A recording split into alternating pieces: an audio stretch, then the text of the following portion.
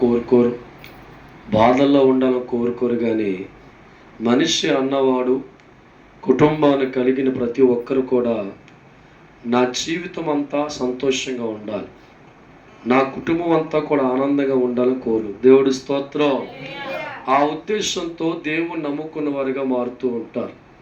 దేవుణ్ణి నమ్ముకుంటే మా జీవితాలు ఆనందంగా ఉంటాయి, దేవుణ్ణి నమ్ముకుంటే మా జీవితాలు సంతోషంగా ఉంటాయని ప్రతి మనిషి కూడా దేవుణ్ణి నమ్ముకోవడం, దేవుడి మీద ఆధారపడే వ్యక్తులుగా ఉంటారు. కానీ 100 మంది దేవుణ్ణి నమ్ముకుంటే 10 మంది కుటుంబాలు మాత్రమే సంతోషంగా ఉంటున్నాయి. మిగతా 90 మంది కుటుంబాలు దేవుణ్ణి నమ్ముకున్న కష్టాలతో, బాధలతో, కన్నీళ్ళతో ఉన్న కుటుంబాలు ఎక్కువ కనబడదు. దేవుడి స్తోత్రం. దానికి కారణం ఏంటో చూద్దాం ఒకసారి. కీర్తన గ్రంథం 133 అధ్యాయము 1వ వచనం ధ్యానం చేసుకుందాం. 133 1వ వచనం. సహోదరులు నివసించుట ఎంత మేలు. చాలు. దేవుడి స్తోత్రం. గమనించాలి, దేవుడి వాక్యాన్ని బాగా మనం పరిశీలిస్తూ ఉంటే ఈరోజు చాలా కుటుంబాల్లో ఒక్క కుటుంబ యజమాని దేవుణ్ణి నమ్ముకుంటే మిగతా ముగ్గురు కూడా లోకంలో ఉన్నవారిగా ఉంటున్నారు. భార్య దేవుణ్ణి నమ్ముకుంటే భర్త లోకంలో ఉన్నవారిగా, పిల్లలు లోకంలో ఉన్నవారిగా ఉన్నావు కనుక కలిసి దేవుణ్ణి ఆరాధించే పరిస్థితి ఏ కుటుంబంలో ఉండదో, కలిసి దేవుని నామాన్ని జ్ఞాపకం చేసుకునే పరిస్థితి ఏ కుటుంబంలో ఉండదో, ఆ కుటుంబాలు ఎప్పుడూ కూడా ఏదో ఒక బాధల్లో, ఏదో ఒక కష్టములో కన్నీరు వంటి పరిస్థితులు కనబడుతూ ఉన్నారు. దేవుడు వాక్యం అంటుంది, ఐక్యతగా నివసించుట ఎంతో మనోహరము. దేవుడి స్తోత్రం. హల్లెలూయా. భోజనం చేస్తున్నప్పుడు నలుగురు కలిసి భోజనం చేస్తూ ఉంటారు. ఏదైనా సినిమాకి వెళ్ళే వ్యక్తులుగా ఉంటే నలుగురు కలిసి వెళ్తారు. కానీ దేవుణ్ణి ఆరాధించే విషయంలో కానీ, దేవుడికి ప్రార్థించే విషయంలో మట్టిగా ఎవరికి వారు యమునాతీయులుగా ఉంటారు కనుక ఆ కుటుంబాలు దేవుని బట్టి ఏమి చూడలేవంటే ఆశీర్వాదం చూడలేవు. వారు దేవుణ్ణి నమ్ముకుని ఉంటారు, కానీ ఎవరికి వారు యమునాతీయులుగా ఉన్న పద్ధతిలో ఉంటారు. భార్య దేవుణ్ణి ఆరాధిస్తూ ఉంటే భర్త లోకలు తిరిగి ఉంటారు. ఒకవేళ భర్త దేవుణ్ణి ఆరాధించే వ్యక్తిగా ఉంటే భార్య బిడ్డలు లోకాలు ఆరాధించే వాళ్ళు ఉంటారు. అందుకే వారి కుటుంబాలు దేవుడి చేత ఆస్వాదించబడలేక, దేవుడి చేత మేలు చూడలేక, అనుకున్న జీవితాలు భగవంతుని బట్టి పొందుకోలేక చాలా కుటుంబాలు బాధపడుతూ ఉంటాయి. దేవుడు అంటున్నాడు, ఐక్యతగా ప్రార్థించి చూడు, అద్భుతమైన కార్యాలు చూస్తారు. దేవుడి స్తోత్రం. హల్లెలూయా. ఒక ముద్ద నోట్లోకి వెళ్ళాలంటే 4 ఏళ్ళు కలవాలి.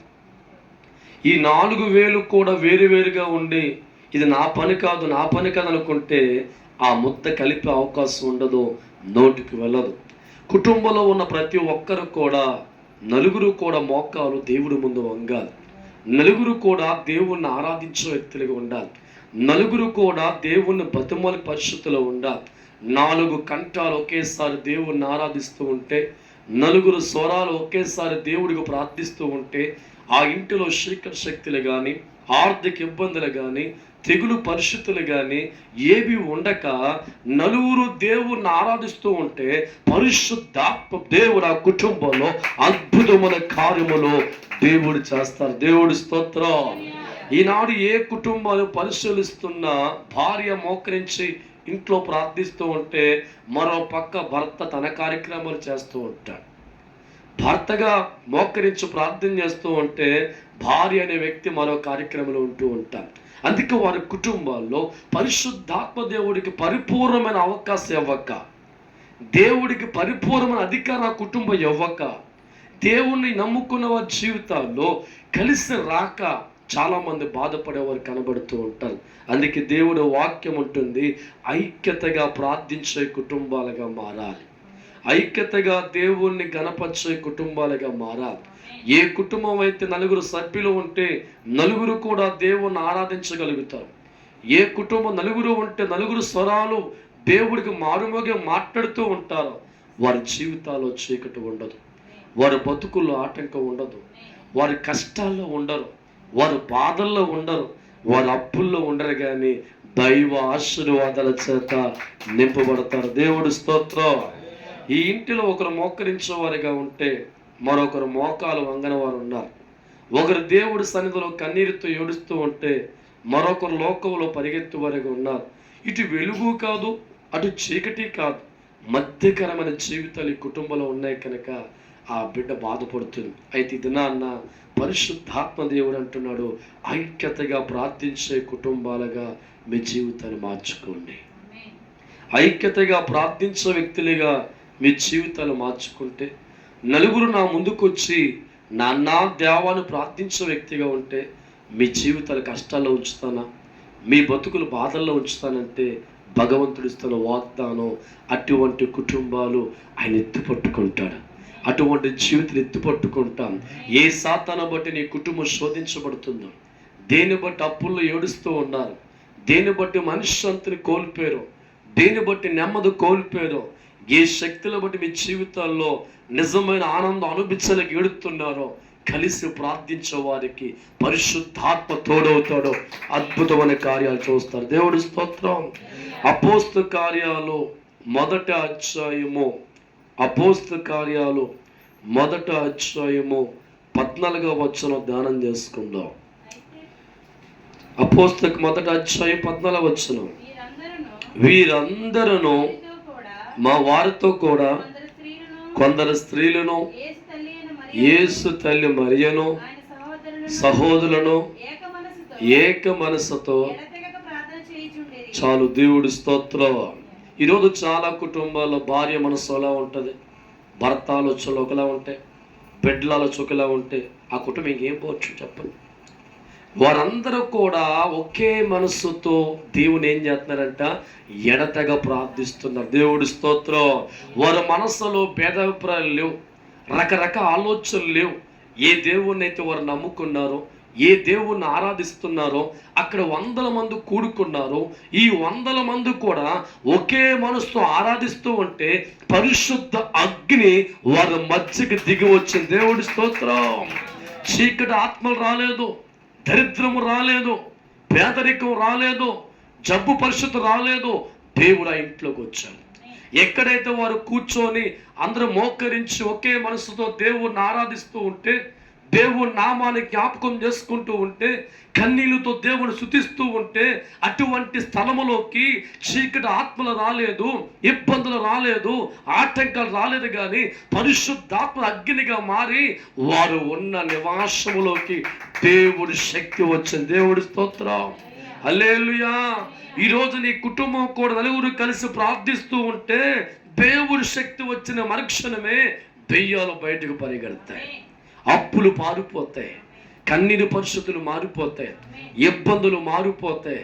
ఏ ఆశీర్వాదం నువ్వు కోరుకుంటున్నావో, ఏ దేవుడు నువ్వు కోరుకుంటున్నావో, ఏ మేలు నువ్వు కోరుకుంటున్నావో, భగవంతుడు నా కుటుంబాన్ని ఈ స్థితిలోంచి లేవనెత్తని దేని కొరకు ఆశపడుతున్నావో కలిసి ప్రార్థించున్నప్పుడు మనకు తోడుగా పరిశుద్ధాత్మ దేవుడు, సర్వాధికారి దేవుడు మనకు తోడుగా వస్తాడు కనుక మన గృహములోకి, మన జీవితాల్లోకి ఆ ఆత్మదేవుడు వచ్చిన తర్వాత దరిద్రానికి చోటు లేదు, పేదరికానికి చోటు లేదు, జబ్బుకు చోటు లేదు, అప్పుకు చోటు లేదు. కానీ ఆశీర్వాదమైన వర్షానికి ఆ కుటుంబంలో చోటు వస్తుంది. దేవుడి స్తోత్రం. అందుకే దేవుడి వాక్యం అంటుంది, ఎందరో మనుషులకు కూడుకుని ప్రార్థిస్తున్నారో వారు మనసులన్నీ కూడా దేవుడు పరిశీలిస్తే రాయించిన మాట, ఏక మనసు కలిగిన వారు. ఏంటమ్మా? ఏక మనసు కలిగిన వారిగా వారి జీవితాలు ఉన్నాయి. అంటే ఎంతో మంది అక్కడ దేవుణ్ణి ఆరాధిస్తూ ఉంటే భేదభిప్రాయ మనస్తత్వాలతో వారు లేరు. 10 మంది ఉన్నా 10 మంది ఒకే మనస్సు కలిగి ఉన్నారు, 100 మంది ఉన్నా ఒకే మనస్సు కలిగి ఉన్నారు. ఏక మనస్సుతో వారు ప్రార్థిస్తూ ఉంటే అద్భుతమైన కార్యం వారు చూశారు. దేవుడు వాక్యం అంటుంది, మన కుటుంబం నలుగురు మనుషులు కూడా ఒకే మనస్సుతో ఉండాలి, ఒకే హృదయంతో ఉండాలి, ఒకే కాడి మీద ఉండాలి. అదే ఒకే మనస్సు కలిగి నీ భర్త, నీవు, నీ బిడ్డలు కలిసి దేవుని ఆరాధించే వ్యక్తులుగా ఉంటే, దేవుడికి ప్రార్థించే వ్యక్తులుగా ఉంటే, దేవుడు స్తుతించే వ్యక్తులుగా ఉంటే పరిశుద్ధాత్మ మీకు తోడుగా వచ్చి దేనికోసమైతే ఈ లోకంలో బాధపడుతున్నావో, దేనికోసమైతే కన్నీరు కారుస్తున్నావో, దేనికోసం విచారిస్తున్నావో, ఏది జరగాలని ఆతురపడుతున్నావో ఆత్మదేవుని ఇంటిలోకి వచ్చి అగ్నిగా మారి ఎంతకాలం బాధ పెట్టి కష్టాలు, బాధలు, కన్నీలు, దరిద్రం, అప్పులు, పేదరికాన్ని అన్నీ కూడా కొట్టివేసి నువ్వు కోరుకున్న ఆశీర్వాదాన్ని, నువ్వు కోరుకున్న ఆనందాన్ని, నువ్వు కోరుకున్న సంతోషాన్ని భగవంతుని కుటుంబానికి ఇస్తాడు. అయితే ప్రభు అంటున్నాడు, కలిసి ప్రార్థన చెయ్యండి. దేవుడు స్తోత్రం, హల్లెలూయా. ఏం చేయాలంట? కలిసి ప్రార్థన చెయ్యాలి. ఇలాగే ఒక దైవజనుడు ఉన్న పేతురు సరసాల వంటి బంధకాల్లో బంధించు ఉన్నారు. రోమా ప్రభుత్వం అనుకుంది ఇతనికి తెల్లారితే ఉరి చేయాలనుకుంది పేతురు గారు. అయితే కొన్ని వందల మంది సంఘం అక్కడ ఉంది. వారు ఏమీ చేయలేని పరిస్థితిలో ఉన్నారు. అనుకున్నారు, మనందరం కలిసి ప్రార్థించేద్దాం. మన దేవుడు సర్వశక్తిమంతుడు, మన దేవుడు బలమైన వాడు, ఏ కార్యమైనా చేయగలిగిన వాడు. మన సావుకుని కాపాడుకోవాలంటే మన కత్తులు పట్టుకోవక్కర్లేదు, మన బాంబులు పట్టుకోవక్కర్లేదు, మన బాణాలు పట్టుకోవక్కర్లేదు. మన ప్రార్థన ఆయుధం పట్టుకొని కలిసి ప్రార్థన అనుకొని వారు ప్రార్థించడం ప్రారంభించారు. దేవుడి స్తోత్రం. ఎక్కడో కొన్ని వందల కిలోమీటర్ల అవతల చెరసాల బంధకాల్లో పేతును బంధించు ఉంటే, ఎక్కడో కొన్ని వందల కిలోమీటర్ యువతల వీళ్ళందరూ ఒక చోట కూడుకొని ప్రార్థిస్తూ ఉన్నారు. ఒకే మనస్సు కలిగిన వారిగా దేవుణ్ణి ఆరాధిస్తూ ఉన్నారు. అయ్యా, నీ సావుకుడు పేతుని విడిపించు తండ్రి, బంధకాలు విడిపించు నాయనని వారి గదిలో ఉండి వారు ప్రార్థిస్తూ ఉంటే, దైవజనమా, అక్కడ కలిసి చేసిన ప్రార్థన ఇక్కడ పేతురు సంఖ్యలు తెంపబడ్డాయి. దేవుడు స్తోత్రం. ఎన్నో వందల కిలోమీటర్ల అవతల ఉన్న వారు చేసిన ప్రార్థన, కలిసి చేసిన ప్రార్థన సరసాల వంటి బంధకాల్లో ఉన్న వారి జీవితం విడిపించబడ్డాయి. మూలుగుతున్న వారి జీవితం విడిపించబడ్డాయి. వారు సంఖ్యలతో బిగించబడిన వారి సంఖ్యలు విడిపించే కారణం కలిసి చేసిన ప్రార్థన మహాబలమైనది. వారు విడిపించడానికి ఏ రాజు కాలు పట్టుకోలేదు, రోమా ప్రభుత్వం బతుమానుకోలేదు, ఎవరు ముందు దండం పెట్టలేదు. కానీ ఏ దేవునైతే వారు నమ్ముకున్నారో ఆ దేవుడు ముందు అందరూ కలిసి ప్రార్థన చేయడం ప్రారంభించారు. ఒకే మనసుతో దేవుడితో మాట్లాడుతూ ఉన్నారు. అందరూ కలిసి ఒక్కదాని గురించి ప్రార్థిస్తూ ఉన్నారు. వారు చేసిన ప్రార్థన వారి విన్నపోల దేవుడు విన్నాడు. ఏ పేతురు సరసాల బంధకాలు చిక్కబడి ఉన్నాడో, రోమా ప్రభుత్వం బలమైన సైన్యం చుట్టూ కాపలా ఉందో, ఎంతమంది అడ్డొచ్చినా, ఎన్ని సంఖ్యలు బంధించబడినా వారు చేసిన ప్రార్థన దేవుడు విని సంఖ్యలు తెంపాడు. దేవుడు స్తోత్రం. ఈరోజు నీ జీవితంలో కూడా ఎన్నో సంఖ్యలు ఉండే సమస్యలు ఉండొచ్చు, ఎన్నో బాధలు ఉండే సమస్య నీకు ఉండొచ్చు, ఆర్థిక ఇబ్బంది వెంటాడే శక్తి ఉండొచ్చు, ఇంటిలో మనశ్శాంతి కోల్పోయిన జీవితం కలిగి ఉండొచ్చు, ఎక్కడికి వెళ్ళిన అపజయం ఎదురు కావచ్చు. అయితే దేవుడు అంటున్నాడు, ఐక్యతగా ప్రార్థించే వ్యక్తి నీ కుటుంబం మారగలిగితే, కలిసి ప్రార్థించే వ్యక్తిగా జీవితాన్ని మార్చుకుంటే, ఏ సంఖ్యల చేత నువ్వు బంధించబడ్డావో, ఏ సంఖ్యలు ఆర్థిక ఇబ్బందులు బంధించబడ్డావో, మీరు ప్రార్థిస్తుండగానే అద్భుతమైన మేలు మీ కుటుంబంలో చేస్తా. దేవుడు స్తోత్రం. వీరు కలిసి ప్రార్థిస్తూనే ఉన్నారు. ఈ లోపు పేతురు సంఖ్యలు ఊడిపోయి, బంధకాలన్నీ కూడా ఊడిపోయి, దర్జాగా కష్టంలోంచి, ఆ బాధలోంచి బయటకు వచ్చి విడిపించే వ్యక్తిగా మారడం కారణం కలిసి చేసిన ప్రార్థన వారి జీవితాన్ని గొప్పగా మార్చింది. చాలామంది జీవితంలో ప్రార్థన చేస్తారు కానీ నమ్మకం వారికి ఉండదని. గదిలోకి వెళ్ళి ప్రార్థిస్తూ అంటారు, ప్రభా నీకు అసాధ్యమైంది లేదు తండ్రి, నువ్వు గొప్పవాడు ప్రభా, ఈ అప్పు తీర్చేతో తండ్రి ప్రార్థన చేస్తారు. ఆ గదిలోంచి బయటకు వచ్చాక అప్పు తీరుద్దంటావా? దేవుడి స్తోత్రం. హల్లెలూయా. గదిలో ఉన్నప్పుడు ఉన్న విశ్వాసము, దేవుడితో ఉన్నంత నమ్మకము, ఆ ప్రార్థనలోంచి బయటికి రాగానే అల్ప విశ్వాసంగా మారిపోతాం. కనుక మన కీలు ఆగిపోతూ ఉంటాయి. ఒక్కసారి నువ్వు దేవుడు ముందుకెళ్ళి ప్రార్థించిన తర్వాత, నీ ప్రార్థన విన్నపాలు తెలియపరిచిన తర్వాత, నీ పిడికిడి గుండెలు ఏముండాలంటే, నా తండ్రితో నేను మాట్లాడాను, నా దేవుడితో నేను మాట్లాడాను, ఖచ్చితంగా నాకు ఏమవుతుందంటే జవాబు వస్తుంది అనుకోవాలి. దేవుడు ఖచ్చితంగా జరిగిస్తా. దేవుడి స్తోత్రం. ఎలాగే దైవజనమా, ఒక స్త్రీ సన్నిధికి వెళ్తూ, దేవుడి మందిరంకి వెళ్తూ ఉంది. తనకి 6 సంవత్సరాలు ఒక కొడుకు ఉన్నారు. ఈ కొడుకు ప్రతిరోజు కూడా 5 కిలోమీటర్లు కొండ చుట్టూ తిరిగి స్కూల్కి వెళ్ళాలి. స్కూల్కి వెళ్ళాలి, కొండ దాటుకుని వెళ్ళాలి. ఒక దినాన్న, అమ్మా యేసు ప్రభు వారికి ఏదైనా చేస్తాడా అడిగాడు. దేవుడి స్తోత్రం. బాబు, నీ నమ్ముకున్న దేవుడు సర్వశక్తిమంతుడు, ఆయనకి అసాధ్యమైంది లేదు. ఎవరు ప్రార్థన చేస్తున్నా దేవుడు వింటాడు. ఏదైనా చేస్తా నానా అంటే, అమ్మా నీ స్కూల్కి వెళ్ళాలంటే కొండ చుట్టూరు తిరుక్కొని 25 కిలోమీటర్ దాటాలి. నాకు కొండ బదలు కొట్టి యేసుప్రభు రోడ్డు వేస్తారా అన్నాడు. దేవుడి స్తోత్రం. ఏమందే, దేవుడికి అసాధ్యమైంది లేదు నాయన. దేవుడి స్తోత్రం. ఈ చిన్నపిల్లవాడు తల్లి చెప్పిన మాట గుండెల్లో పెట్టుకొని ప్రార్థన చేయడం ప్రారంభించాం. ప్రతిరోజు కూడా వచ్చిరాని మాటలతో మోకరించి, యేసు బాబు ఈ కొండను బదలు కొట్టు, మధ్యలో రోడ్డే ప్రభా అని ప్రార్థిస్తూ ఉన్నాను. 15 రోజులు అయిపోయిన ప్రార్థన మాటల, నెల అయిపోయిన ప్రార్థన మాటల, ప్రతిరోజు కూడా యేసు బాబు ఈ కొండన బదులు ఏం చేయాలంట? రోడ్డే. దేవుడు స్తోత్రం. 3 నెలలు అయిపోయిన ప్రార్థన మాటల, దేవుడు స్తోత్రం. ఏ తల్లి అయితే కొడుకు చెప్పి తల్లి అనుకుంటుంది, నేరపోయి చెప్పానే ఈ కొండ ఎక్కడ బద్దవుతుంది ఏంటమ్మా, ఈ కొండ ఎక్కడ బద్దలవుతుంది? నేరపోయిన కొడుకు అనుకుంటా అంటే చెప్పిన వాడికి ఏం లేదు. కానీ పసిపిల్లవాడి గుండెల్లో దేవుడిని బలంగా నమ్మాడు. దేవుడి మీద విశ్వాసం బలంగా ఉంచుకున్నాడు.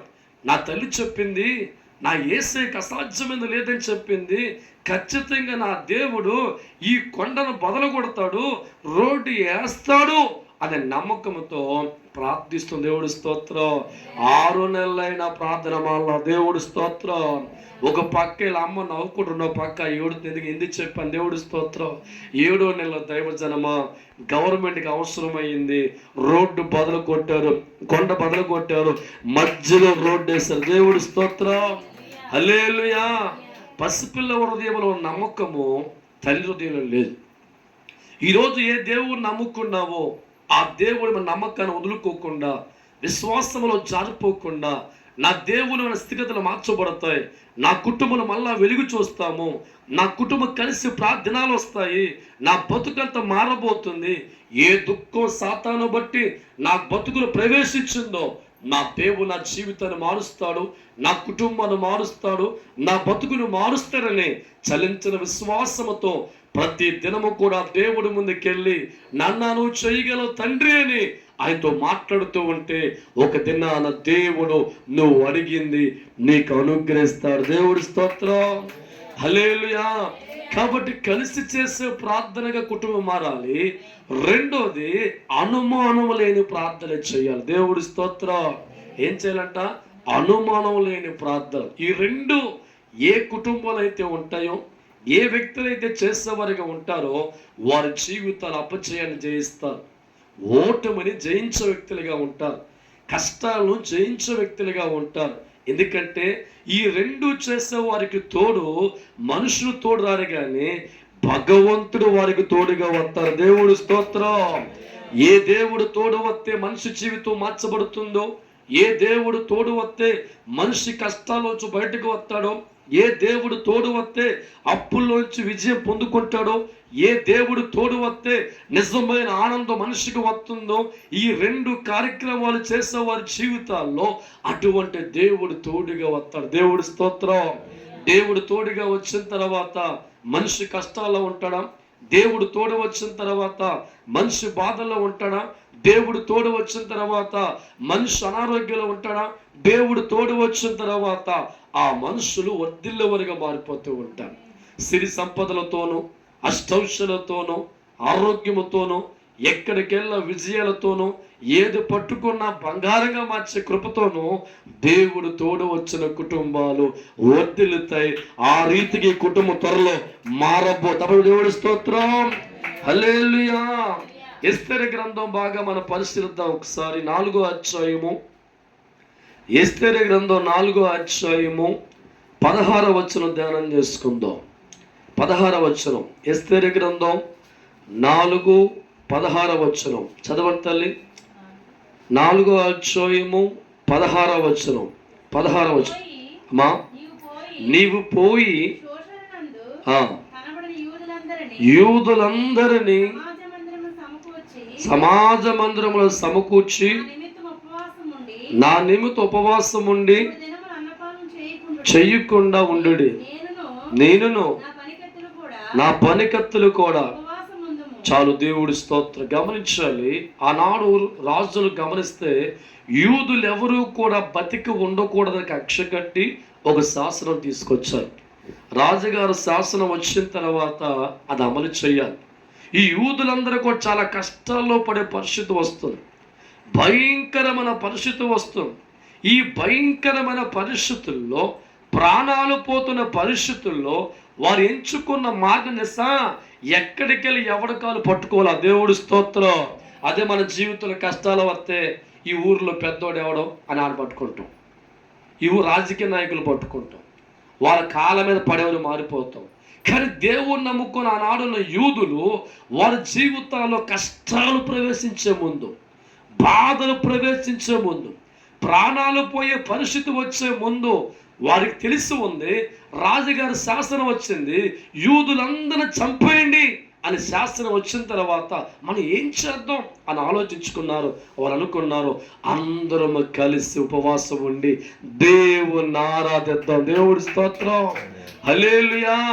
కష్టాలు వారి జీవితంలో ప్రవేశిస్తుంటే, బాధలు వారి జీవితంలో ప్రవేశిస్తుంటే, మనలాగా వారి జీవితాల్లో మనుషుల వైపు చూడలేదు, బంధువుల వైపు చూడలేదు, చుట్టాల వైపు చూడలేదు, రాజకీయ నాయకుల వైపు చూడలేదు. కానీ ఏ దేవుడి సమస్యను పరిష్కారం చేయగలడో ఆ దేవుడి వైపు చూసి కలిసి ప్రార్థించేవారిగా మారుదాం అనుకున్నారు ఆనాడు ఉన్న యూదులు. దేవుడి స్తోత్రం.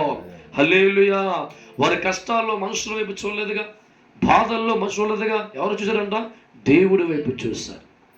ఏ దేవుడైతే మా జీవితంలో వచ్చిన ఈ సమస్యను పరిష్కారం చేయగలడో ఆ ప్రభువు వైపు చూస్తారు. వారు అనుకుంటున్నారు, మనం అందరము కూడా కలిసి ఏం చేద్దాం? దేవుణ్ణి ఆరాధిద్దాం. దేవుడి స్తోత్రం. హల్లెలూయా. వారందరూ కూడా కూడి దేవుణ్ణి ఆరాధిస్తూ ఉంటే, ఎవరైతే కక్ష కట్టి యూదులు ఉండకూడదని ఒక శాసనం తీసుకొచ్చాడో అతని జీవితానికి ముప్పొచ్చేలాగా దేవుడు చేస్తాడు. దేవుడి స్తోత్రం. ఈరోజు నీ కుటుంబాన్ని సాధారణ శోధించాలని చూస్తుంది, నీ బ్రతుకును కన్నీరి కార్చలు చేయడం చూస్తుంది. భర్త మార్పు రాకుండా, బిడ్డల మార్పు రాకుండా, కుటుంబంలో మార్పు రాకుండా నీ కుటుంబాన్ని శోధించాలనుకున్న సాతానుతో దేవుడు పలుకుతున్న మాట, నువ్వు కన్నీరుతో ప్రార్థించవైతే వెళ్ళిపోతూ ఉంటే ఏ సాతాను కుటుంబాన్ని శోధించి అనుకుందో దాన్ని తొక్కు పెడతాడో నిన్ను దేవుడు ఆశీర్వదిస్తాడు. దేవుడి స్తోత్రం. నమ్మిన వారు తప్పలు కొట్టండి. హల్లెలూయా. యూదా జాతి ఉండకుండా తుడిచిపెట్టాలనుకున్నాడు ఆనాడు ఉన్న వ్యక్తి జీవితం.